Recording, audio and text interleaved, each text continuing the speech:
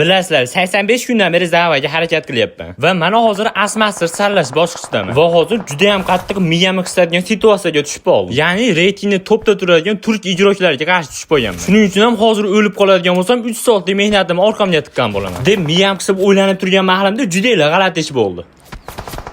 Ya'ni mana shayton meni ko'rmasdan turib, xuddiki chiti bor odamga o'xshab do'mlikda orqasida bo'lsam ham otyapti. Cho'ta juda shubhali. Shuning uchun ham ko'timizni qisgan holda aylanib solar usullarimizni qo'llaymiz.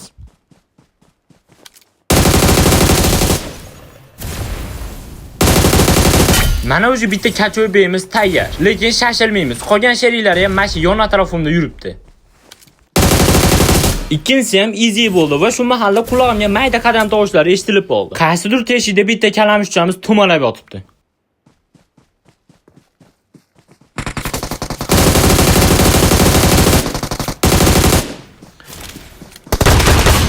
Ozgina qo'lim qaltiragani uchun yuragim oyog'im tagiga tushib qoldi, lekin bir narsa qilib eplab oldim. Oradan 5 minut o'tib-o'tmas yana ikkita jijimiyamiz meni yonimga kelib tirishib turib oldi. Endi bularni ham janini achitamiz.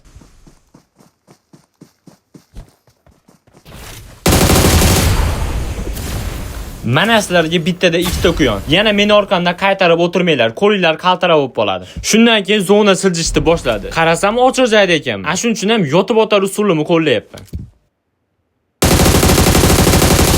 Men mashina odam desam bot ekan. Qaranglar, top 8 ga odamlar kira olmayapti, botga nima bor ekan?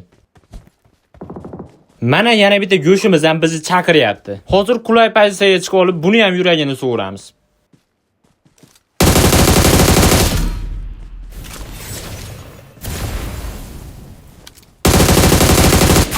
Qatma bedi yuragini sug'urdik. Lekin biz ham kattagina balo kutib turgan ekan.